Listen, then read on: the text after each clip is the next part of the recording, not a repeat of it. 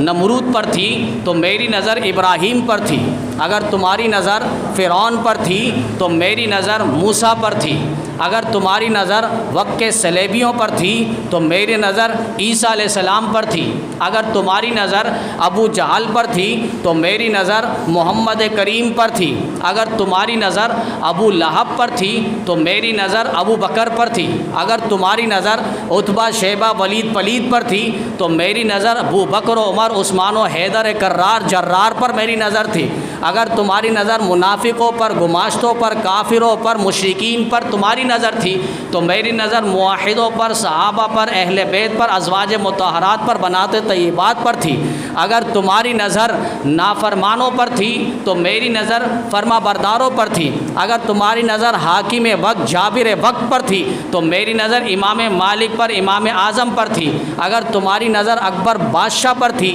تو میری نظر امام مجدد الفسانی شیخ احمد سرہندی رحمۃ اللہ علیہ پر تھی، اگر تمہاری نظر شیعت پر تھی تو میری نظر حق نواز پر تھی، اگر تمہاری نظر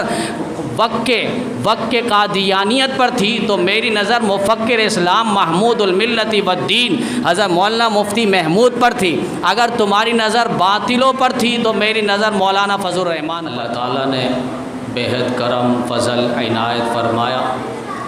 کہ اس نے ہمیں رمضان مبارک کا بابرکت مہینہ عطا فرمایا اور ٹوٹی پھوٹی عبادات کی توفیق عطا فرمائی۔ اللہ تعالیٰ کی بارگاہ میں دعا ہے کہ اللہ تعالیٰ رمضان اور اس کی ساری عبادات اپنی بارگاہ میں قبول فرمائے، اور اس کے ساتھ ساتھ عالم اسلام پر اللہ تعالیٰ نے بہت بڑا کرم فضل فرمایا کہ انہیں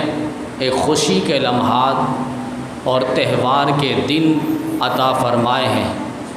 ابتدا اسلام سے قبل ابھی اسلام آیا نہیں تھا، اس وقت عرب کی دھرتی پہ دو خوشیاں مناتے تھے لوگ، نوروز اور مہرجان کے نام سے۔ نبی کریم صلی اللہ علیہ وسلم جب مکہ سے مدینہ ہجرت فرما کے تشریف لے گئے تو وہاں کے لوگوں سے معلوم کرنے پر پتہ چلا کہ وہ لوگ خوشی کے لمحات بناتے تھے 2 دن سال میں، جن کا نام انہوں نے رکھا تھا نوروز اور مہرجان۔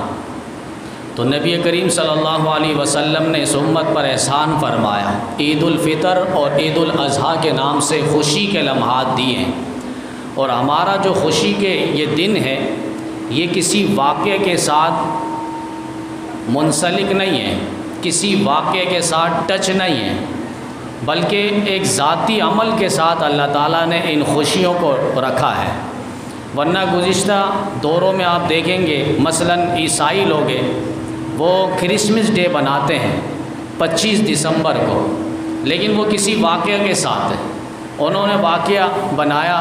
کہ اس دن حضرت عیسیٰ علیہ السلام کی ولادت اور پیدائش کا دن ہے، اس لیے انہوں نے 25 دسمبر کو خوشی کا دن بنایا۔ پھر یہودیوں سے آپ پوچھیں گے کہ بھئی آپ لوگ خوشی کا دن مناتے ہیں، تو وہ اس دن خوشی کا دن مناتے یوم عاشورہ 10 محرم کو، کہ اللہ تعالیٰ نے حضرت موسیٰ کو فرعون کے مقابلے میں نجات دی اور ہمارا جو دشمن تھا فرعون اس کو اللہ تعالیٰ نے غرق فرمایا۔ تو یہ خوشی کے لمحات انہوں نے ایک واقعے کے ساتھ جوڑا ہے۔ ہمارا جو خوشی کا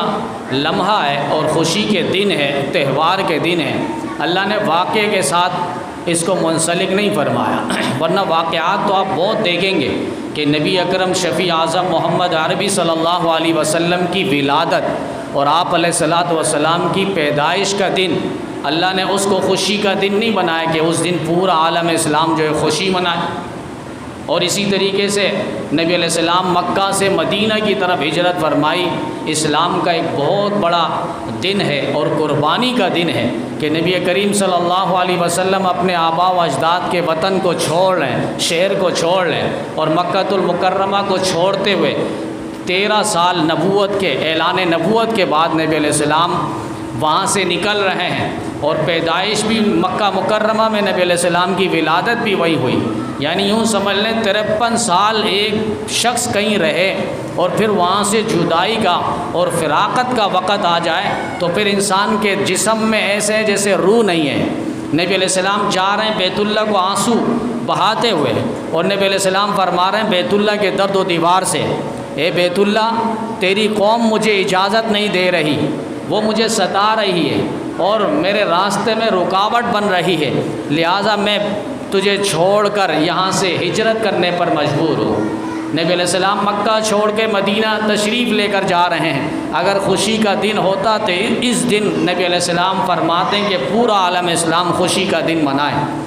پھر پہلا معرکہ اور پہلی جنگ ہوئی اسلام اور کفر کے درمیان، جس کا نام بدر ہے، اور خود اللہ تعالیٰ قرآن کریم میں اس کا ذکر فرماتا ہے وَلَقَدْ نَصَرَكُمُ اللَّهُ بِبَدْرٍ وَأَنْتُمْ أَذِلَّةٌ، تم کمتر تھے ساز و سامان کے اعتبار سے، ہر اعتبار سے، لیکن طاقت ایمانی اور قوت ایمانی کے اعتبار سے تم لوگ فولاد سے بھی زیادہ سخت تھے۔ ہم نے تمہاری مدد کی بدر کے مقام پہ۔ تم کمزور تھے ساز و سامان کے اعتبار سے، دنیاوی اسباب کے اعتبار سے تم لوگ کمزور تھے، ہم نے تمہاری مدد کی۔ تو یہاں پر بدر جیسا معرکہ 313 صحابہ کو اللہ نے فتح سے ہمکنار فرمایا۔ اس دن اگر خوشی کا دن منانا ہوتا تو نبی علیہ السلام بتلاتے۔ پھر احد جیسا معرکہ پیش آیا، اس پر بھی فتح اور کامیابی اور جیتنے کے بعد نبی علیہ السلام عالم اسلام کو خوشی کا دن مناتے، بتاتے۔ پھر غزوہ احزاب جیسا واقعہ، سورۃ الاحزاب، اللہ نے پوری سورت اتاری ہے، ذرا وہ واقعہ تو دیکھیں، وہ جہاد کا معرکہ تو دیکھیں۔ نبی علیہ السلام غزوہ احزاب کے اندر، جنگ احزاب کے اندر کس طریقے سے کمر بستہ ہوئے تھے اور دشمن کے مقابلے میں سیسا پلائی ہوئی دیوار ثابت ہوئے تھے۔ اس کے بعد، فتح کے بعد، کامیابی کے بعد ہو سکتا تھا اعلان کر دیتے کہ اس دن جو ہے مسلمان عالم اسلام خوشی کے دن منائے، لیکن نہیں، ہمارے کو کسی واقعے کے ساتھ نہیں۔ کل کو یہ نہ ہو کہ بھائی تم نے کیا کیا ہے، وہ تو وہ لوگ تھے، تم نے کیا کیا، وہ تو تمہارے آبا و اجداد تھے نا، باپ دادا کر کے گئے، تم نے کیا کمایا۔ لوگ ہوتے ہیں وہ باپ داداؤں کے پیسے پر پلتے ہیں، لیکن خود کام چور ہوتے، کمائی نہیں کرتے، باپ دادا کے پراپرٹی پر قبضہ کرتے ہیں، بس اپنا دکھا رہے ہوتے۔ بھائی آپ نے کیا کمایا، وہ تو باپ دادا کا احسان رہا ہے کہ آپ کو کچھ دے کر گیا ہے، ان کا تو احسان زندگی بھر بھی کوئی اتارنا چاہے تو نہیں اتار سکتا۔ ان کے تو پیدائش سے لے کر آخری لمحے تک ہم پر احسان رہا ہے۔ تو یہ آبا و اجداد، بڑوں نے، پچھلوں نے کچھ کام کر کے گئے، بھائی تم نے کیا کیا، تم خوشی منا رہے ہو۔ تو اللہ تعالیٰ نے فرمایا نہیں، تمہیں کسی واقعے کے ساتھ ہم منسلک نہیں کریں گے، ملائیں گے نہیں۔ خوشی ہوگی تمہاری اپنی محنت پر، خوشی ہوگی تمہارے اپنے ذاتی عمل پر، ہم خوشی کے دن دیں گے۔ تو ذاتی عمل رمضان مبارک اللہ تعالیٰ نے ہمیں نصیب فرمایا، اور پھر رمضان مبارک میں ذاتی عمل ہے، بھائی روزہ رکھو،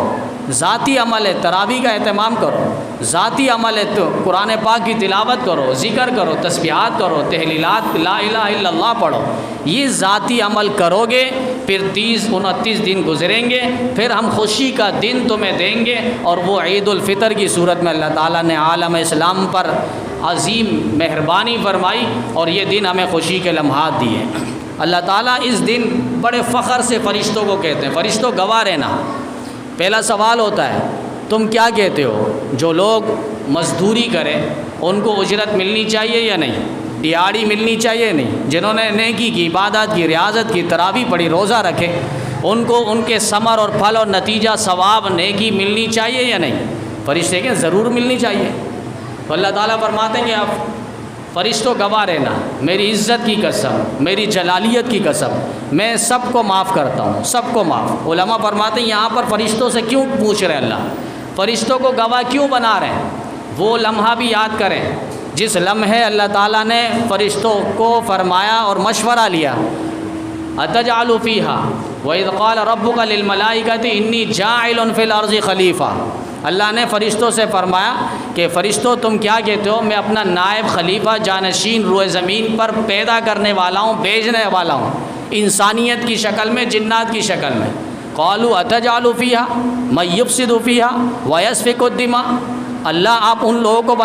بنانا چاہتے، پیدائش کرنا چاہتے جو دنیا میں جائیں گے قتل و غارت گری کریں گے، فتنہ فساد کریں گے، لڑائی جھگڑا کریں گے، نا اتفاقیاں، نا چاکیاں ان کے درمیان پیدا ہوگی، وہ آپس میں دست و بازو بنیں گے، دست و گریبان بنیں گے، اللہ ان کو پیدا کر رہے ہیں آپ۔ ہم تو وَنَحْنُ نُسَبِّحُ بِحَمْدِكَ وَنُقَدِّسُ لَكَ، فرشتے اپنے بارے میں کہہ رہے ہیں ہم تو آپ کی تسبیح بیان کرنے والے، ہم تو آپ کی تصدیق بیان کرنے والے، ہم کو آپ کی تحمید بیان کرنے والے، آپ کی تعریف بیان کرنے والے ہیں، ہم کر رہے ہیں بس کافی ہے، ان کو آپ کیوں پیدا کر رہے ہیں؟ آج اس سوال کا، اس اعتراض کا جواب اللہ دے رہے ہیں، انی اعلم ما لا تعلمون، قال انی اعلم ما لا تعلمون، اللہ فرما رہے ہیں جو میں جانتا ہوں فرشتوں تم نہیں جانتے ہو۔ اگر تمہاری نظر ابلیس پر تھی تو میری نظر آدم پر تھی، اگر تمہاری نظر نمرود پر تھی تو میری نظر ابراہیم پر تھی، اگر تمہاری نظر فرعون پر تھی تو میری نظر موسیٰ پر تھی، اگر تمہاری نظر وقت کے صلیبیوں پر تھی تو میری نظر عیسیٰ علیہ السلام پر تھی، اگر تمہاری نظر ابو جہل پر تھی تو میری نظر محمد کریم پر تھی، اگر تمہاری نظر ابو لہب پر تھی تو میری نظر ابو بکر پر تھی، اگر تمہاری نظر عتبہ شیبہ ولید پلید پر تھی تو میری نظر ابو بکر و عمر عثمان و حیدر کرار جرار پر میری نظر تھی، اگر تمہاری نظر منافقوں پر، گماشتوں پر، کافروں پر، مشرکین پر تمہاری نظر تھی تو میری نظر موحدوں پر، صحابہ پر، اہل بیت پر، ازواج مطہرات پر، بنات طیبات پر تھی، اگر تمہاری نظر نافرمانوں پر تھی تو میری نظر فرما برداروں پر تھی، اگر تمہاری نظر حاکم وقت جابر وقت پر تھی تو میری نظر امام مالک پر، امام اعظم پر تھی، اگر تمہاری نظر اکبر بادشاہ پر تھی تو میری نظر امام مجدد الفسانی شیخ احمد سرہندی رحمۃ اللہ علیہ پر تھی، اگر تمہاری نظر شیعت پر تھی تو میری نظر حق نواز پر تھی، اگر تمہاری نظر وقت کے قادیانیت پر تھی تو میری نظر مفکر اسلام محمود الملت والدین حضرت مولانا مفتی محمود پر تھی، اگر تمہاری نظر باطلوں پر تھی تو میری نظر مولانا فضل الرحمان پر تھی۔ قال انی اعلم ما لا تعلمون، اللہ آیتوں پر بتائیں گے نہیں ایک ایک کا نام لے کر۔ قرآن قیامت تک کے لیے رہنمائی ہے، قرآن قیامت تک کے لیے سرچشمہ ہدایت ہے، قرآن قیامت تک کے لیے ہدایت کا نمونہ اور آئیڈیل ہے۔ اللہ فرما رہے ہیں فرشتوں کو گواہ بنا کر کہ تم نے اعتراض کیا تھا، تم نے سوال کیے تھے، آج تمہیں جواب دیا جا رہا ہے۔ یاد رکھنا فرشتوں، میری عزت کی قسم، میری جلالیت کی قسم، میری ربوبیت کی قسم، میری خالقیت اور مالکیت کی قسم، میں آج سب کو معاف کرتا ہوں۔ لوگ چاہتے ہیں کہ اب مجھے نئے سرے سے ایک مرتبہ زندگی مل جائے تو میں پھونک پھونک کر قدم رکھوں گا۔ ایک بزرگ قبرستان میں تھے، ایک شخص ساتھ پاس کھڑا ہوا تھا اور وہ کہنے لگا، بزرگ اس سے پوچھنے لگے بتاؤ یہ قبر والا کیا سوچ رہا ہوگا، ابھی اگر اس کی جگہ تم ہوتے یا قبر والا بھی کیا سوچ رہا ہوگا؟ تو اس شخص نے کہا کہ ویسے تو مجھے معلوم نہیں، لیکن یہ سوچ رہا ہوگا کاش میں ایک مرتبہ باہر آ جاؤں، مجھے ایک نئی زندگی مل جائے، پھر میں پھونک پھونک کر قدم رکھوں گا۔ کہا ابھی ہمیں نئی زندگی ملی ہے، اور یہ قرآن کریم کی آیت کا ترجمہ ہے، ربنا اخرجنا نعمل صالحا، کہ اللہ ہمیں دنیا میں دوبارہ بھیج دے، ہم نیک عمل کریں گے۔ اللہ فرمائیں گے اولم نعمرکم ما یتذکر فیہ من تذکر وجاءکم النذیر، کیا ہم نے تمہیں زندگی نہیں دی تھی، ہم نے تمہیں شباب نہیں دیا تھا، ہم نے تمہیں اتنی زندگی نہیں دی تھی، 60 سال 70 سال تمہاری عمر نہیں ہوئی تھی، ہم نے تمہیں ڈرانے والا نہیں بھیجا تھا، وقت کے پیغمبروں کو، نبیوں کو، رسولوں کو نہیں بھیجا تھا، پھر ان کے جانے کے بعد ان کے جانشین، نائبین، علماء، خطباء، واعظین اور مبلغین کو ہم نے تمہیں نہیں بھیجا تھا، انہوں نے تمہیں میرے احکامات سے متعلق نہیں بتایا تھا، میری پکڑ سے متعلق نہیں بتایا تھا، اور میری عذابات اور سزاؤں سے متعلق تمہیں نہیں بتایا تھا۔ اولم نعمرکم ما یتذکر فی من تذکر وجاءکم النذیر، یا اللہ فرما رہے ہیں نئی زندگی آج ملے گی، نئی زندگی مل رہی ہے، یہاں اجتماعی دعا ہوگی اور اس کے بعد یوں سمجھ لیں نئی زندگی، ہم پھونک پھونک کر قدم رکھیں۔ یہ نہیں کہ آج بس چھٹی ہو گئی، ساری عبادات ہماری ختم ہو گئی، ایسا نہیں ہے۔ پیران پیر کا وہ جملہ یاد رکھیں، جب وہ روز عبادت کے لیے جنگل کی طرف جایا کرتے تھے تو ایک دن کسی نے آواز لگائی، اے عبد القادر آج کے بعد ساری عبادات تیری معاف ہے، نماز معاف ہے۔ عبد القادر نے سوچا، شیخ عبد القادر جیلانی رحمۃ اللہ علیہ، ولیوں کے ولی، انہوں نے سوچا کہ وقت کے پیغمبر کو معافی نہیں ہے، وَاعْبُدْ رَبَّكَ حَتَّى يَأْتِيَكَ الْيَقِينُ، اللہ قرآن میں کہہ رہے پیغمبر آپ اپنے رب کی عبادت کریے یہاں تک کہ اللہ کا امر آ جائے۔ علماء نے فرمایا امر سے مراد ای الموت، جب تک موت نہ آ جائے تب تک اللہ کی عبادت کرتے رہیں۔ یہاں اللہ اپنے پیغمبر کو، محبوب پیغمبر کو فرما رہے ہیں کہ آخری وقت تک عبادت کرنی ہے، نماز پڑھنی ہے، میں کون ہوتا عبد القادر کہ میرے کو نماز کی معافی مل رہی ہے، فوراً لا حول ولا قوت الا باللہ پڑھ کے اس پہ پھونکیں تو وہ روشنی جو ہے کم ہو گئی۔ اس کے بعد دوسرا حملہ شیطان نے کیا، اے عبد القادر تیرے علم نے تجھے بچا لیا۔ عبد القادر جیلانی رحمہ اللہ فرمانے لگے نہیں، میرے علم نے نہیں، میرے اللہ کے فضل نے مجھے بچایا۔ اور حضرت اکثر مجلس میں کہا کرتے تھے کہ شیطان کا پہلا وار جو ہے وہ دوسرا وار زیادہ سخت تھا پہلے وار سے، پہلے وار سے دوسرا وار زیادہ سخت تھا، کیونکہ پہلا وار تو نماز سے متعلق بات ہوئی تھی، انسان سمجھتا ہے نہیں نماز کہاں سے معاف ہوگی۔ پھر دوسرا وار جو تھا وہ اپنی ذاتی ایک انا پر کہ بھئی میرا علم، وہ عبد القادر جیلانی رحمہ اللہ پیروں کے پیر تھے، انہوں سمجھ گئے نہیں شیطان کا یہ حملہ بڑا سخت تھا اور وہ میرے کو اپنا ذاتی انا پر ابھارنا چاہ رہا ہے کہ میرے علم نے مجھے بچا لیا، ایسا نہیں ہے۔ تو دو لمحہ خوشی کی فرمایا کہ افطار کے وقت اور ایک اللہ تعالیٰ سے ملاقات کے وقت۔ ایک تو افطار ہے کہ ہر روز جو روزہ رکھتے ہیں انہیں معلوم ہے کہ وہ افطاری کے وقت ان کو کتنا خوشی نصیب ہوتی ہے، یعنی ہر ایک خوش ہوتا ہے ہر روز افطاری کے وقت۔ اور عید الفطر بھی فطر سے، وہ بھی افطار ہے فطر ہے، اس میں فاطر اور فطر عید الفطر بھی یہاں پہ فاطر، یہ افطار کا دن ہے۔ آج کوئی کھانا پینا نہیں ہے، آج کا دن روزہ بھی اسی لیے حرام ہے۔ اعراض عن ضیافت اللہ لازم آتا ہے، اللہ مہمان نوازی کر رہے ہیں اور یہ شخص اللہ کی مہمان نوازی میں آنا نہیں چاہ رہا کہ اللہ مجھے آپ کے کھانے کی ضرورت نہیں ہے، تو یہ ایک لحاظ سے اللہ کے مہمان نوازی سے روح گردانی کر رہا ہے اور پس پش ڈال رہا ہے، تو اللہ تعالیٰ کو یہ شخص پسند نہیں ہے۔ اس لیے آج کے دن جو ہے روزہ رکھنا بھی علماء نے حرام لکھا ہے۔ تو ایک تو یہ خوشی کا دن ہے جو ہر ایک کو نصیب ہوتا ہے افطار کے وقت، اور ایک خوشی کا دن ہوگا جو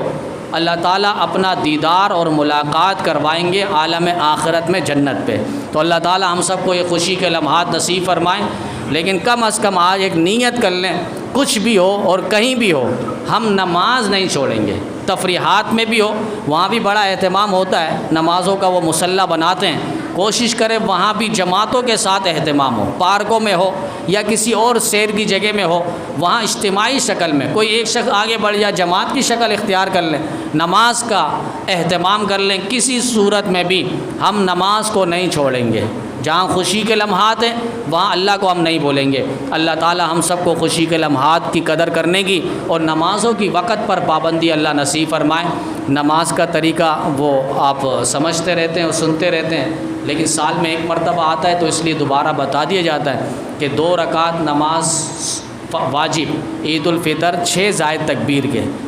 اس امام کے پیچھے رخ میرا کعبہ شریف کی طرف، اللہ کے واسطے اللہ اکبر۔ اگر زبان سے نہیں آتا بس عید کی نماز پڑھنے، ہم ظہر کی نماز پڑھنے نہیں آئے، نہ کوئی جنازہ پڑھنے آئے، بس یہ نیت کافی ہے، دل سے اور زبان سے کہنے کی ضرورت نہیں ہے۔ اس کے بعد امام ہاتھ اٹھائیں گے، ہاتھ اٹھانے کے بعد ہم نے سبحانک اللہم ہاتھ باندھنے کے بعد پڑھ لینا ہے۔ اس کے بعد جو ہے ابھی سورہ فاتحہ نہیں ہوگی، 3 تکبیر ہوگی اور ہاتھوں کو اٹھانا ہے، اللہ اکبر کر کے ہاتھوں کو اٹھا کے چھوڑ دینا ہے، پھر دوسری تکبیر میں ہاتھوں کو اٹھا کے چھوڑ دینا ہے، پھر تیسری تکبیر میں ہاتھوں کو اٹھا کے ناف کے نیچے باندھ لینا ہے۔ اس کے بعد قرات ہوگی سورہ فاتحہ اور سورت ہوگی، پھر رکوع ہے، سجدہ ہے، پھر دوسری رکعت میں مسلسل اسی طرح اور مستقل تلاوت چلے گی، سورہ فاتحہ کی تلاوت ہوگی، کوئی سورت کی تلاوت ہوگی۔ اس کے بعد رکوع میں جائیں گے نہیں، ابھی ہاتھوں کو اٹھائیں گے اور تکبیر کہتے ہوئے ہاتھوں کو چھوڑ دیں گے، پہلی تکبیر، پھر دوسری تکبیر، پھر تیسری تکبیر اور چوتھی تکبیر میں رکوع میں جانے کی تکبیر ہوگی، اور اس کے بعد رکوع کی تسبیحات ہے، پھر سجدہ ہے، پھر اس کے بعد التحیات ہے، درود شریف ہے، دوسری بات کی دعا ہے، اس کے بعد سلام ہے، اور اس کے بعد خطبہ ہے۔ خطبہ کا سننا یہ علماء نے واجب لکھا ہے، اور اس کے بعد جو ہے اجتماعی دعا ہے۔ باقی اس میں مسئلہ پہلے بھی ہم نے رکھا ہے کہ اگر امام سے یہ تکبیرات بھول سے رہ جائے،